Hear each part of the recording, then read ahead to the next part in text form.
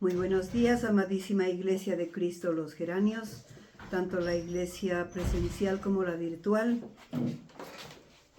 Estamos reunidos, nos hemos convocado para buscar de la manera más amorosa la guía de nuestro Señor para nuestras vidas, sabiéndonos necesitados de su instrucción. Y hay un tema que necesita muchísima instrucción, apertura de nuestro corazón, no solo de nuestros oídos, por supuesto que primero los oídos para escuchar muy bien, entender y poner en práctica, porque son cosas que van a ayudarnos a tener realmente madurez espiritual. ¿Cómo quisiéramos ser maduros en la fe? Y para ello necesitamos un ingrediente fundamental que se llama templanza. En esta mañana vamos a estar abordando precisamente este tema, el anhelar tener templanza, porque eso va a ayudarnos a subir un peldaño más hacia la gracia de nuestro Señor. Muchos de los sufrimientos que nos toca pasar en este mundo no tendrían ninguna razón de ser si es que nosotros, como seres inteligentes, que nos reconocemos como inteligentes, llegáramos a tener el entendimiento cabal de lo que Dios puso como norma para nuestra vida. Y nos preguntaríamos que si las naciones de la tierra decidieran hacerle caso al Señor, ¿cuánto dinero las naciones enteras tendrían en sus arcas para dotar de una vida digna a toda su gente? Si es que esto no fuera imperioso para ellos, gastar esos recursos tan valiosos en guerras, ¿sí? En destrucción. Tristemente, podemos ver que hay países a los que les conviene que haya guerra, porque son los proveedores de armas bélicas. Y la miseria baja aún mucho más a profundidades tan oscuras y que ahora están saliendo a la luz para horror de la gente y mucho más de los hijos de Dios, como por ejemplo que miembros de la élite económica de algunos países europeos pagaban a los países en guerra para hacer safaris humanos. Es decir, para cazar gente y gente inocente, verlos morir sin que ellos sean acusados de criminales. Es increíble, es asombroso, es irracional. Cualquiera o todos estos calificativos que pudiéramos ponerlos. Parece mentira, pero es verdad. El mundo sin Dios se pierde. El mundo sin Dios se pervierte, se hunde, dando paso a una vida que es vivida por instintos, dando gusto a los instintos más bajos, a lo más perverso que el corazón humano pueda experimentar. Y en esta mañana, precisamente vamos a estar analizando en que nuestro Señor Jesucristo nos vino a dar instrucción para vivir vidas dignas de personas que quieran o queramos llamarnos hijos de Dios. Gente que como hijos de Dios se pueda llegar a conseguir este anhelado grado que es la templanza o dominio propio. Este Es el nivel que evidencia en nosotros la madurez cristiana de la que hemos empezado hablando y sobre todo que nuestra fe se fortalezca. Vamos a orar. Bendito Padre y Señor nuestro, te damos las gracias porque tú, en el amor que has tenido al mundo, Señor, planificaste la salvación. Primero para perdonar nuestros pecados, porque sin ti era imposible reconstruir la imagen que se borró, Señor, con el pecado, esa imagen que tú creaste, Señor. Queremos bendecir tu santo nombre, Señor, queremos escuchar tu dulce voz, poniendo en nosotros la corrección de nuestras conductas para poder seguirte, para poder servirte y tener de ti esa diestra que nos levanta cuando más necesitamos, Señor amado. Te damos gracias por tu misericordia, Señor, porque tú has tenido compasión, Señor, de nosotros. Y por eso enviaste a tu Hijo Jesucristo y Él mismo proclamó: he venido a este mundo porque parecían ovejas sin pastor. Esa ternura con la que tú llegaste al corazón de la gente, Señor, queremos en esta mañana llegar, Padre. Usa, Señor, todo lo que en esta mañana vayamos a hablar, decir, aún nuestros órganos que sean utilizados para tu gloria y tu honra, Señor. Y te pedimos abrir nuestros corazones, que penetre tu palabra, Señor, y que el Espíritu Santo nos dé convicción de seguirla. Y por ello te damos gracias en el nombre de Cristo Jesús. Amén. Siempre que iniciamos una carrera en nuestra vida, nuestro anhelo es conseguir la meta que nos hemos propuesto. En la escuela anhelamos terminar la primaria. En la educación secundaria queremos un grado de bachiller. El inicio de una carrera profesional, queremos ser profesionales. El inicio de una relación lleva también a objetivos y anhelamos alcanzar metas. Igual a las carreras que el mundo nos ofrece es la carrera del cristianismo, que inicia con lo primero, del fruto del Espíritu Santo. ¿Quién no sabe Juan 3:16? Porque de tal manera amó Dios al mundo que ha dado a su Hijo unigénito, para que todo aquel que en él crea no se pierda, mas tenga vida eterna. Es lo más dulce, es lo más hermoso y es verdad. Porque Dios nos amó de esa manera y nos enseña el Señor a que amemos.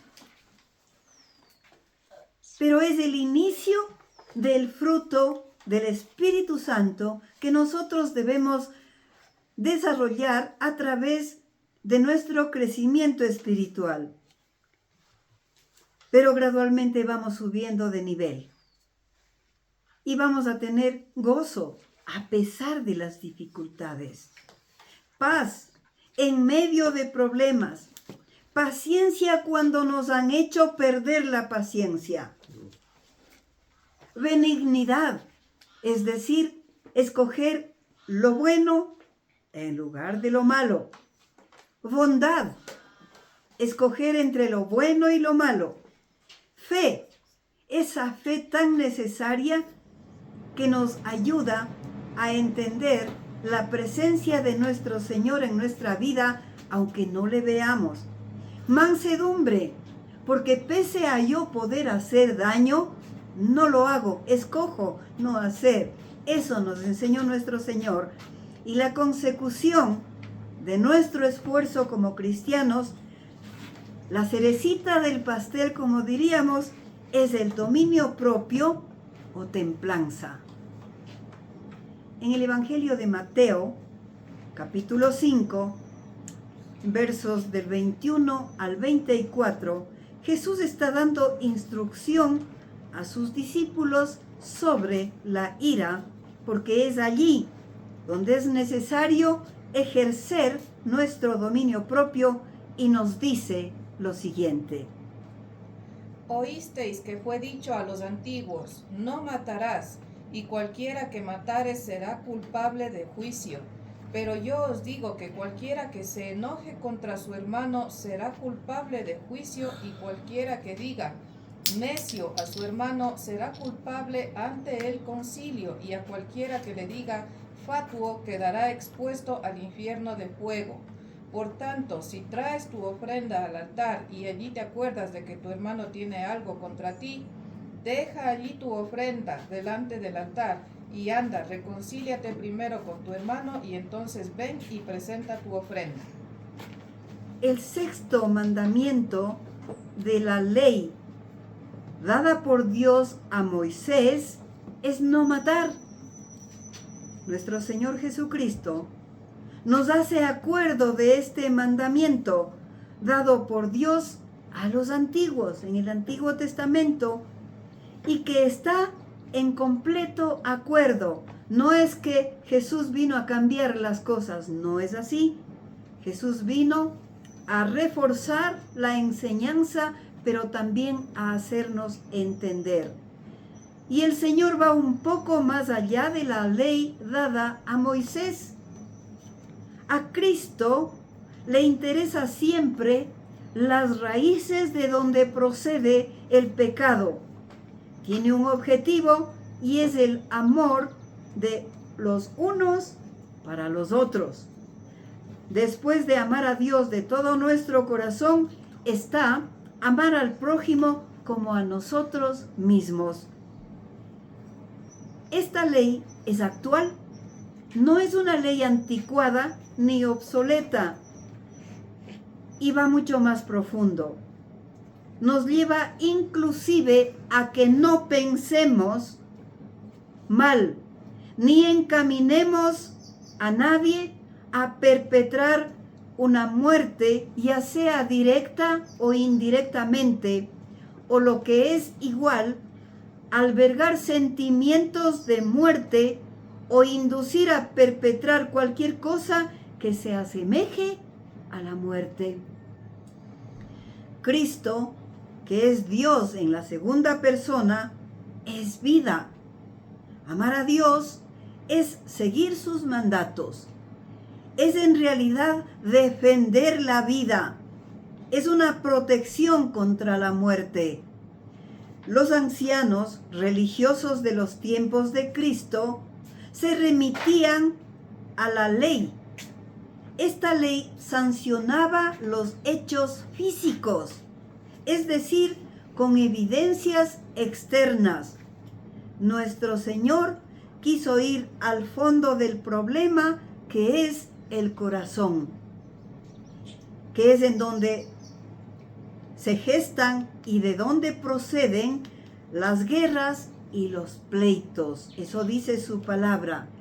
La interpretación de los sacerdotes de ese tiempo resultaba que adolecía de un error fundamental, porque ellos creían que solo el pecado exterior debía ser corregido y no el pensamiento.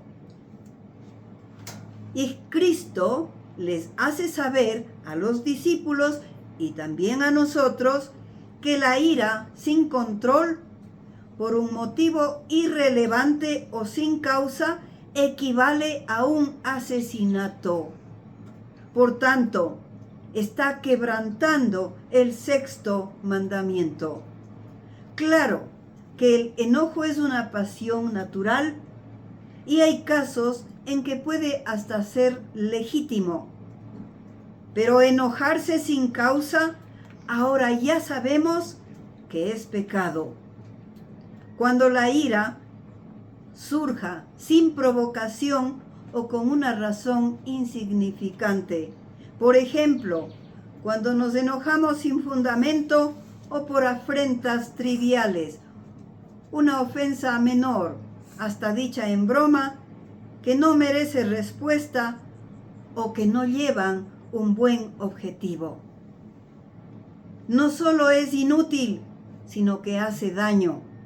Lo es también cuando se sobrepasan los límites, acompañados de ultrajes, de frases maliciosas para herir, porque sí sabemos que van a resentirse.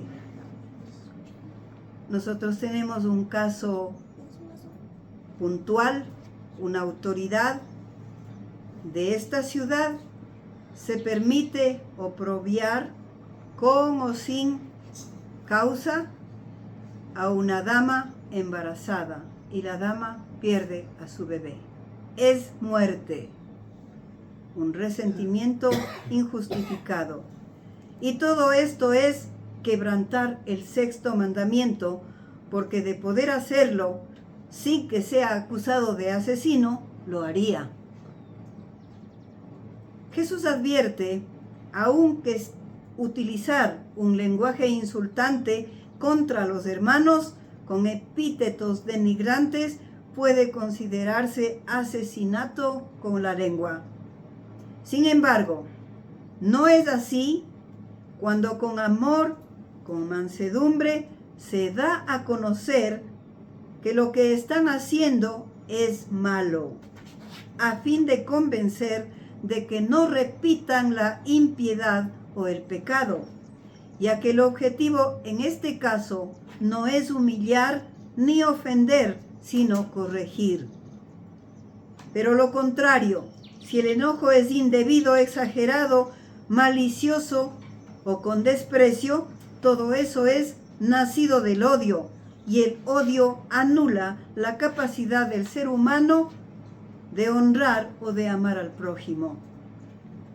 Recuerdo que en una institución en donde trabajé, en un tiempo, se incorporó una persona de mediana edad, tenía buen carácter, era eficiente en sus labores. La jefe se jubiló y la nueva jefe, al parecer, no le agradó su presencia y comenzó a buscarle defectos. Le había etiquetado por algo de su apariencia y le tomó esa apariencia como defecto físico.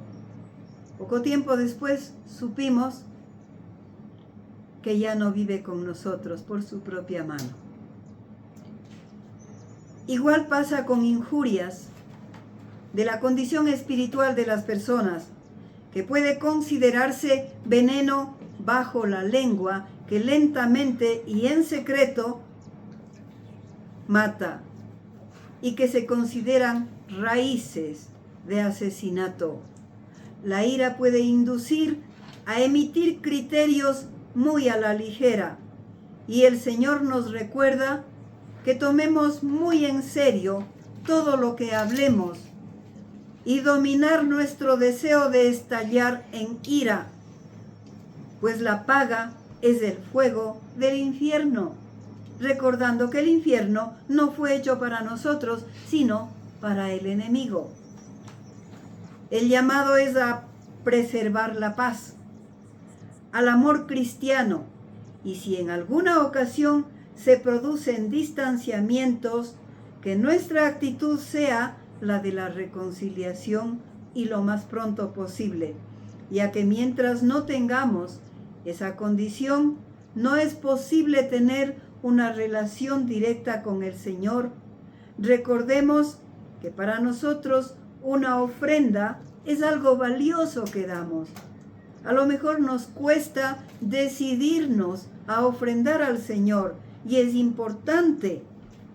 Con toda nuestra buena voluntad le estamos ofrendando, pues si para nosotros eso es valioso, carece de importancia ante los ojos de Dios si es que no tenemos armonía entre hermanos. Y lo dice claramente cuando enseña que dejemos allí nuestra ofrenda pendiente, arreglemos nuestras diferencias entre hermanos, entonces sí nos acerquemos al altar a cumplir con lo ofrecido a Dios. Al Señor le interesa más el contenido del corazón que las manifestaciones externas de amor por Él, y que solo son labios afuera. Y sí quisiera poner a los padres que están escuchándome en este momento. ¿Cómo se sienten cuando los hijos le dicen, te amo mamita, te amo papito, pero es desobediente?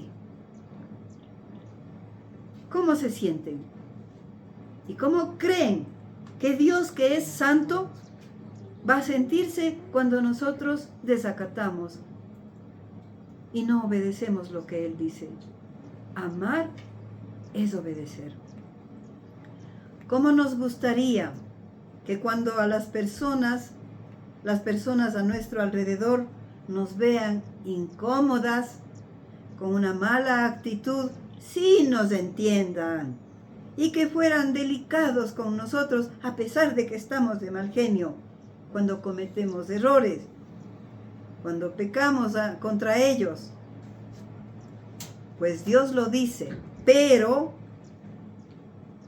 para que nosotros lo practiquemos, en primer lugar, hacia el prójimo. No esperemos que el prójimo nos entienda, entendamos al prójimo. Y de esa manera les estamos dando ejemplo.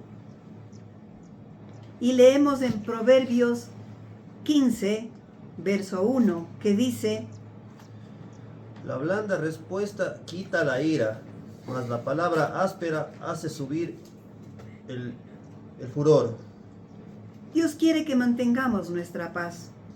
Y la mejor manera es al usar palabras delicadas, palabras consideradas, pues lo contrario genera actitudes amenazantes. Dice el teólogo Matthew Henry, la respuesta blanda dispersa las nubes y hace salir el sol. Algo me llamó la atención en alguna ocasión al respecto. Leía un libro cristiano y encontré una respuesta de un caballero, quien por el tráfico difícil, más o menos como en el de nuestra ciudad, por la mañana, lógicamente, le había rozado levemente el carro a una dama. La señora se enfureció tanto que salió del carro, le insultó, le amenazó con judicializar ese evento, se acercó al punto del roce del vehículo y no encontró daño alguno. Ello no hizo que se calmara, y en lo máximo de su ira le dijo lo siguiente: ¿sería yo capaz de darle veneno para que usted se muera? Y el caballero, que siempre guardó la calma, cuando la dama ya no pudo decir nada más, le dijo: señora hermosa, si con sus delicadas manos usted me ofrece veneno, me lo tomo por el privilegio de venir de usted. De inmediato, la señora se había avergonzado, cambió hacia una actitud conciliatoria, se disculpó y acabó el problema. Qué lindo sería que nosotros pudiéramos tener esa madurez como para manejar de esa manera las dificultades y las emergencias espirituales. Yo le llamo emergencias espirituales. Los argumentos dichos con furia o con mala intención, sin consideración y sobre todo sin mansedumbre, jamás llegan a convencer, porque lo que hacen es encender el fuego con una eficacia increíble en medio de una discusión. Esto hacen las palabras ásperas, las palabras que hieren, en las que abunda el insulto, la acusación y la recriminación. Pero, para nuestra naturaleza que tiende al pecado, llega a ser difícil manejar nuestros impulsos destructivos. Y a veces llegamos a asombrarnos de la capacidad que tenemos para que de nuestra boca salgan tantas palabras que verdaderamente lastiman al prójimo, sobre todo cuando hemos recibido maldad de parte de ellos, pero que nosotros debemos amar. En Romanos capítulo 12, versos del 17 al 21, leemos lo siguiente. No paguéis a nadie mal por mal, procurad lo bueno delante de todos los hombres, si es posible, en cuanto dependa de vosotros. Estad en paz con todos los hombres. No os venguéis vosotros mismos, amados míos, sino dejad el lugar a la ira de Dios, porque escrito está, mía es la venganza, y yo pagaré, dice el Señor. Así que, si tu enemigo tuviere hambre, dale de comer, si tuviere sed, dale de beber, pues haciendo esto, ascuas de fuego amontonará sobre su cabeza. No seas vencido de lo malo, sino vence con el bien el mal. Dios no solo ordenó bendecir a los que nos maldicen y a los que nos persiguen, sino que hemos de hacer siempre el bien, aún a los que no lo hacen, incluidos a los que nos han hecho maldades, y no hacerlo solamente delante de los ojos de Dios, sino también a la vista de los mismos hombres. Esto es, aún a los que no forman parte de la iglesia, porque eso nos hace estar en paz con todos, con creyentes y con no creyentes, aparte de que estamos dando testimonio de hijos de Dios con ese buen comportamiento. Y la paz depende de dos condiciones. La primera, en cuanto dependa de nosotros. Pues si tenemos una diferencia que nosotros no hemos causado, debemos en lo posible tratar por todos los medios honestos de superar. La otra es si es posible, que hace referencia a que debe tener prioridad la justicia, el deber, los derechos y la verdad, por sobre la concordia de nuestros semejantes.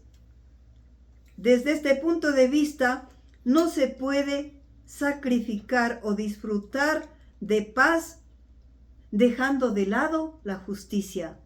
No podemos ser tapadores, como digo comúnmente, con un periódico de un hueco. Tapar la justicia para que no haya falta de paz no es correcto. El deber, los derechos y la verdad son los principios cristianos. Siempre debemos estar apegados a la justicia, a la verdad. A renglón seguido, Dios nos da instrucción de la manera de tratar con el resto de la sociedad en la que vivimos. Nuestro deber es mostrar al prójimo la compasión que Dios tuvo para con nosotros, ante los que fallamos en contra de Dios y a los que fallan en contra nuestra. Nos invita a descartar nuestras ansias de venganza por las afrentas de las que nos hacen víctimas. Dios es el juez universal, conoce nuestra causa. Entonces el llamado es a dejar en sus manos y el tiempo de Dios, porque a su tiempo le dará su merecido, y en este punto evitemos ser los supervisores de Dios. ¿Me hago entender? Mucha gente que ve que a la gente que le ha maltratado y ha dejado en manos de Dios, Dios no le ha castigado, ven mal al que nos ha ofendido. Y tenemos la tendencia de decepcionarnos porque consideramos que Dios no nos ha hecho justicia. Dejemos que Dios en sus tiempos lo haga. Y si no lo hace, nosotros no sabemos el corazón de ese pecador. A lo mejor se arrepintió de corazón. Y Dios también, como a nosotros, le perdonó. Nosotros no vamos a pedirle cuentas a Dios, pero nosotros sí rendiremos cuentas de todo lo que hacemos a Él. Hemos de ir un poquito más allá. Dios quiere que asistamos activamente en las necesidades de nuestros enemigos, como satisfacer su hambre, su sed. Son actos que ayudan a restaurar, en este caso, al enemigo. Y si solo decimos que le perdonamos al enemigo, puede ser solo jactancia, que no edifica precisamente. Pero los actos de generosidad, que son casi actos heroicos para nosotros y algo normal para nuestro Señor, llevará al enemigo a la reflexión, una reflexión seria y quizá al arrepentimiento en vista de esa conducta extraordinaria que está recibiendo del que cree su contendor. Y resulta mucho más eficaz en donde el amor supera la capacidad de hostilidad del que se ha comportado como enemigo. Todo ello sí es posible practicar y es una demostración de dominio propio. Así es que si queremos empezar con el amor y graduarnos con dominio propio, nuestra misión es escuchar al Señor y seguir sus lineamientos. El Señor no dice en ningún momento que enojarse por una injusticia es pecado. No. Por ello nos dice que sí podemos airarnos, pero no pecar. La invitación es a tener una ira santa, que no dure hasta la puesta del sol. Es decir, que debemos reconciliarnos antes que acabe el día. Quien persista en la ira está dando lugar al enemigo, y esto es a lo que llamamos darle oportunidad para que este evento degenere en pecados más graves. El diablo debe ser resistido, no invitado a nuestras vidas, y la ira es la mejor manera de invitar al enemigo. Ser cristianos es estar en el camino al Padre por medio de su Hijo Jesucristo.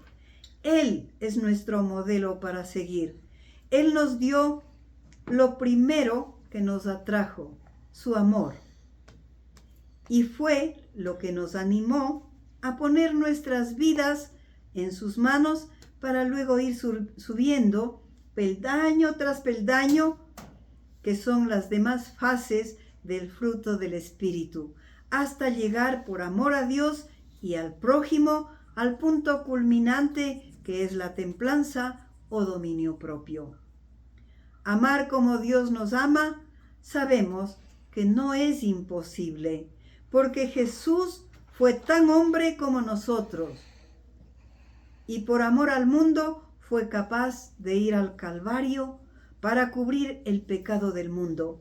Estamos nosotros igualmente designados como sus hijos a seguirle y regar por el mundo esta virtud que tanta falta nos hace en nuestro vivir diario, y todo para la gloria y para la honra de nuestro Padre Celestial. Amén. Amén. Amada Iglesia de Cristo los Geranios, como siempre es un placer tenerles en esta vuestra casa. Les esperamos el próximo domingo. Que tengan una bendecida semana y un excelente fin de semana. Les amamos mucho. En el nombre de Jesús. Amén. Amén.